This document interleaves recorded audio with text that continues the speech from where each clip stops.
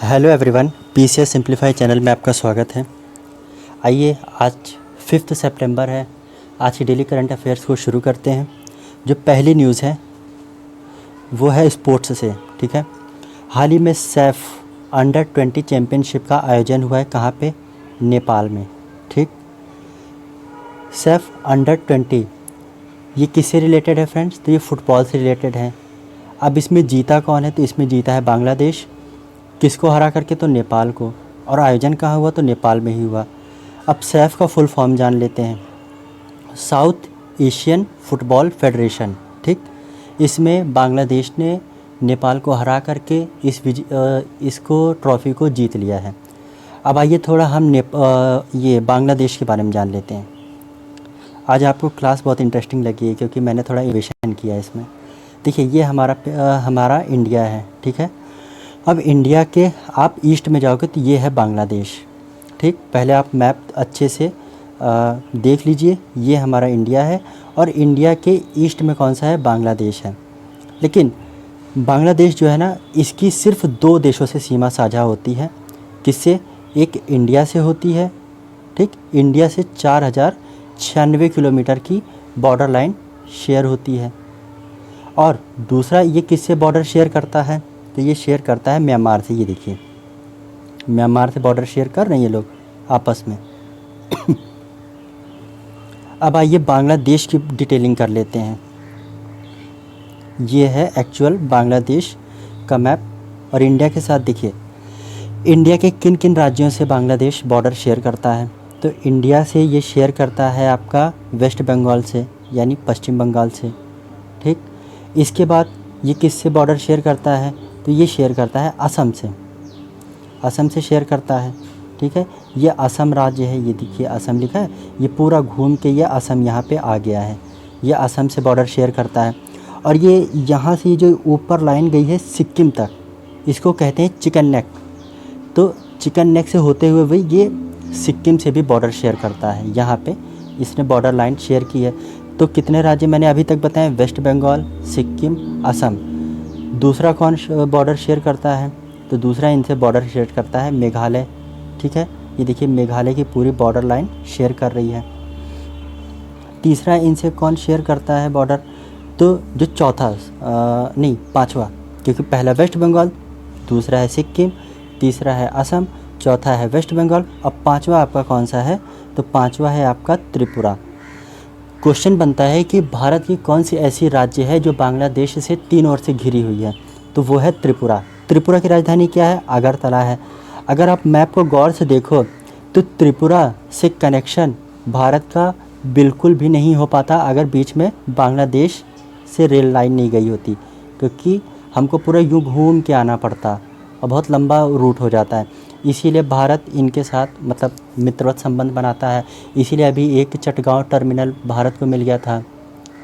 Chittagong terminal नहीं, चटगांव नहीं, कोई दूसरा टर्मिनल था, वो मुझे इस समय रिकॉल नहीं हो रहा, मैं आपको बता दूंगा कल। तो देखिए, यहाँ पे त्रिपुरा इसे 3 ओर से घिरा हुआ है। ठीक है, बाकी अब आपको समझ में आ गया होगा। पूरा मैप आपने देख लिया। ये बंगाल की खाड़ी है। ठीक है, बंगाल की खाड़ी है ये। और ये देखिए, ये नागालैंड और मणिपुर जो कि बांग्लादेश से बॉर्डर शेयर नहीं करते हैं। बांग्लादेश कब बना था? तो बांग्लादेश 1971 में बना था। ठीक, इंडिया की मदद से वेस्ट पाकिस्तान के आतंक से इंडिया ने इनको निजात दिलाया था। आइए नेक्स्ट क्वेश्चन पे आते हैं। हाल ही में फ़तेह मेह मोहजे रानी चर्चा में थी। अभी चर्चा में क्यों थी और ये हैं कौन? तो ये ईरानियन महिला है, ईरान की नागरिक है।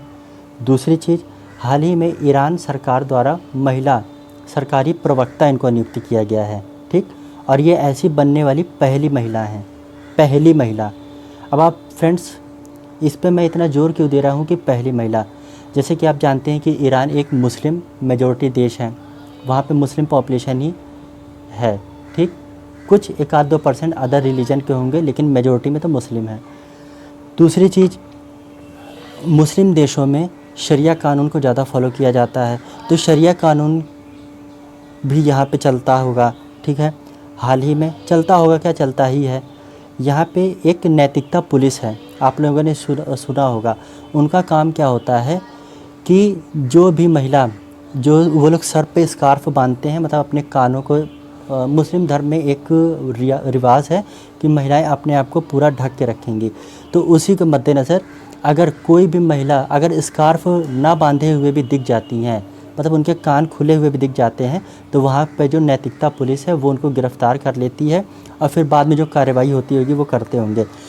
तो इतनी डिटेल करने का मेरा सिर्फ यही मकसद था कि ऐसे, मतलब इतना कड़ा कानून और इतनी लैंगिक असमानता वाले देश में किसी महिला का इतनी बड़ी पोस्ट पे जाना अपने आप में एक मतलब अद्भुत बात है। ठीक है, अब आइए थोड़ा ईरान की डिटेलिंग कर लेते हैं। पहले ये इंडिया का मैप देख लीजिए, ये है हमारा इंडिया। ठीक, इंडिया के हम वेस्ट में जाएंगे तो ये पड़ेगा ईरान। अब हमें इंडिया से ईरान जाने के लिए किन किन देशों को पार करना पड़ेगा, तो हमें पार करना पड़ेगा या तो आप जम्मू कश्मीर से अफ़गानिस्तान होते हुए ईरान चले जाइए, या तो आप जाइए पाकिस्तान होते हुए ईरान चले जाइए। ठीक, तो यानी इंडिया और ईरान के बीच में दो देश पड़ रहे हैं, अफ़गानिस्तान और पाकिस्तान। ठीक है, अब ये जो ईरान है, ईरान से देखिए ईरान के उत्तर में कौन सा सागर है, तो ये है कैस्पियन सागर। ठीक, कैस्पियन सागर से कौन कौन से देश सीमा साझा करते हैं, तो उसकी एक ट्रिक है, तारिक। क्या है, तारिक। टी से क्या है, तो टी से है फ्रेंड्स तुर्कमेनिस्तान। ठीक, तुर्कमेनिस्तान, ये देखिए कैस्पियन सागर थे जो इन्होंने तुर्कमेनिस्तान ने बॉर्डर शेयर किया। फिर क्या है, फिर है आपका ए से क्या आता है, एज़रबाईजान। ये देखिए एज़रबाईजान है ना, ये एज़रबाईजान है, ये देखिए इसने बॉर्डर शेयर किया। फिर आर से आता है रशिया। रशिया का फ्रेंड्स ये है बॉर्डर, ये ऊपर वाला, ये रशिया का बॉर्डर है, रशियन बॉर्डर। ठीक, फिर रिक आर, फिर आई से देखिए ईरान।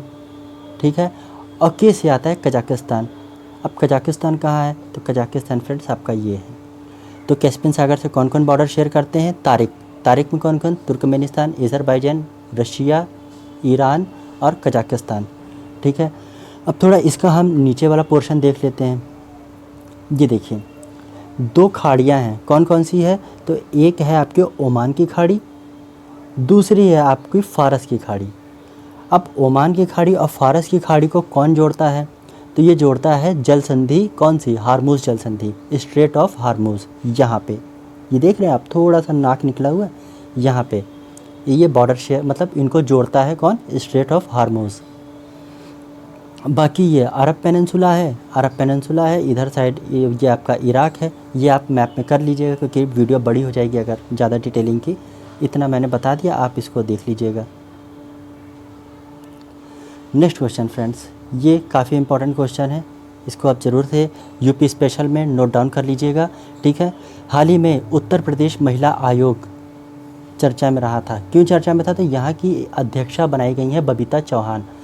अब पहले दो पॉइंट आप जान लीजिए, पुरुषों के लिए अध्यक्ष यूज होता है हिंदी में और महिलाओं के लिए अध्यक्षा यूज़ होता है। ठीक, तो उत्तर प्रदेश महिला आयोग का जो अध्यक्षा बनाई गई हैं वो कौन बनाई गई हैं, तो बबीता चौहान जी बनाई गई हैं। और हाल ही में उत्तर प्रदेश शिक्षा सेवा चयन आयोग की एक अध्यक्षा नियुक्त की गई। क्या नाम है उनका, तो कीर्ति पांडे नाम है उनका। आपको याद होना चाहिए साल 2023 में यानी पिछले ही वर्ष उत्तर प्रदेश शिक्षा सेवा चयन आयोग बिल पारित करके प्रॉपर एक संस्थान बना दिया गया है। इनका काम क्या है, जो भी शिक्षक भर्ती होगी उसको प्रॉपर तरीके से मैनेज करना और शिक्षकों की भर्ती करना। ठीक है, आइए आगे बढ़ते हैं फ्रेंड्स। ये क्वेश्चन भी बहुत इंपॉर्टेंट है। हाल ही में बलात्कार विरोधी विधेयक पेश किया, किसने पेश किया है, तो ये वेस्ट बंगाल गवर्नमेंट ने। अब ये बिल लाया क्यों गया, तो अभी हाल ही में वेस्ट बंगाल की जो राजधानी है कोलकाता, वहाँ पे एक ट्रेनिंग कर रही 31 वर्षीय महिला डॉक्टर के साथ मतलब दुष्कर्म किया गया और उनकी जान ले ली गई। तो उसी को मद्देनज़र रखते हुए ये बिल लाया है किसने, वेस्ट बंगाल गवर्नमेंट ने। इसका नाम क्या है फ्रेंड्स, तो इसका नाम है अपारजिता। ये हिंदी में लिखा है अपराजिता और यहाँ इंग्लिश में लिखा है अपराजिता। ठीक, अपराजिता फ्रेंड्स। इसी से रिलेटेड बच्चों के साथ जो दुष्कर्म की घटनाएं होती थी उसको मद्देनज़र रखते हुए हाल मतलब वर्ष 2012 में एक एक्ट पारित किया गया था जिसका नाम था पॉक्सो एक्ट। पॉक्सो एक्ट की फुल फॉर्म क्या थी? Protection of children from sexual offence act. मतलब बच्चों के साथ अगर कोई मतलब यौन शोषण हो रहा है, उनको सेक्सुअल एब्यूज़ किया जा रहा है, तो उसके लिए ये कानून लाया गया था। अब जो बच्चे हैं उनको बच्चा कैसे कंसीडर किया जाएगा? तो जो अंडर 18 होते हैं, ठीक, जो अंडर 18 होते हैं उनको बच्चा कंसीडर किया जाता है। स्पेशली ये बच्चों के लिए है, उसमें मतलब लड़का भी हो सकता है और एक गर्ल भी हो सकती है, बॉय और गर्ल्स दोनों के लिए ये एक्ट है, ठीक। इसके जो प्रावधान है एकदम मतलब बहुत ही स्ट्रिक्ट प्रावधान है। अगर आप किसी मतलब आप नहीं, अगर कोई किसी बच्चे के साथ ऐसा कुकृत्य करते हुए पाया जाता है, ठीक, उसके ऊपर मामला दर्ज होगा पॉक्सो एक्ट के तहत, और इसमें जो प्रावधान है सीधा फांसी का है। तो यानी इससे बचने की उम्मीद किसी की नहीं होती है अगर कोई ऐसे गलत गंदे काम करते पाया जाता है। इसकी थोड़ी आप जान लीजिए, थोड़ा वेस्ट बंगाल के बारे में जान लेते हैं, ठीक है। ये वेस्ट बंगाल है हमारा, अभी हमने डिटेलिंग की थी, ये बांग्लादेश, ठीक। फ्रेंड्स वहाँ पे थोड़ी एक मिस्टेक हो गई थी, ये मिज़ोरम भी इससे बॉर्डर शेयर करता है, ठीक है। मिज़ोरम भी बॉर्डर शेयर करता है किससे? बांग्लादेश से। तो यानी टोटल 5 नहीं 6 देश हैं, 6 राज्य हैं भारत के जो बांग्लादेश के साथ बॉर्डर शेयर करते हैं। आइए थोड़ी बांग्लादेश के बारे में डिटेलिंग कर लेते हैं। देखिए बांग्लादेश जो है ना, वेस्ट बंगाल की थोड़ी डिटेलिंग कर लेते हैं। वेस्ट बंगाल किन किन राज्यों से बॉर्डर शेयर करता है?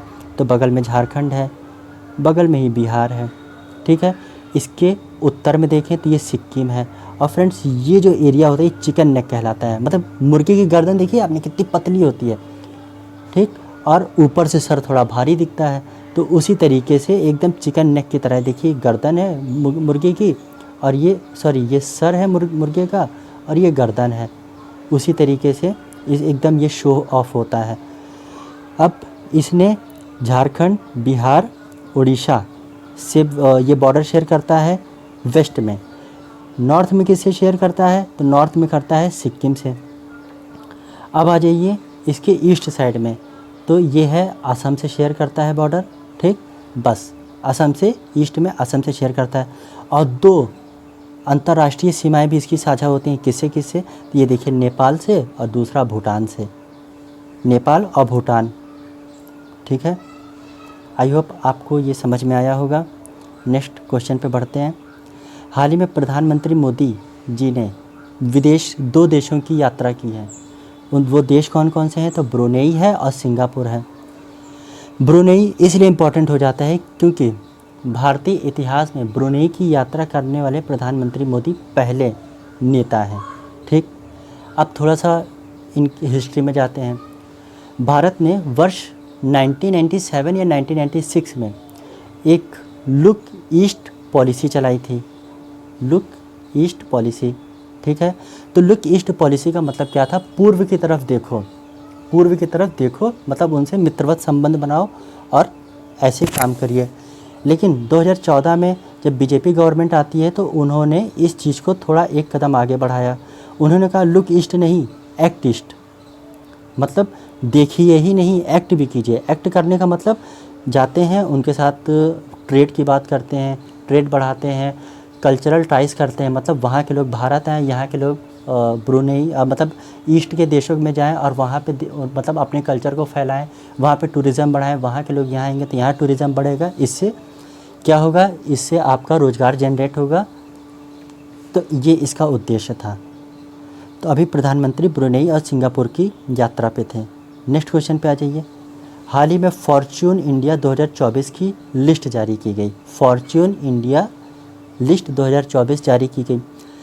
इसके तहत भारत की सबसे अमीर महिला कौन है? सबसे अमीर महिला तो ये है सावित्री जिंदल जी।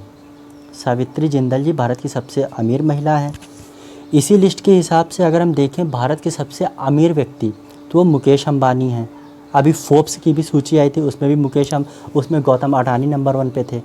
इसमें कौन है? मुकेश अंबानी। और ओवरऑल अगर हम सावित्री जिंदल जी की भारत में रैंक देखें तो ये 4वें नंबर पे हैं। ठीक है, आज का सेशन कैसा लगा आपको ज़रूर कमेंट कीजिएगा, क्योंकि ये मैप के थ्रू आपको पढ़ाया गया, आपको समझ में भी आया होगा। चैनल पर नए हैं तो सब्सक्राइब कर लीजिए, लाइक कर दीजिए और शेयर कर दीजिए।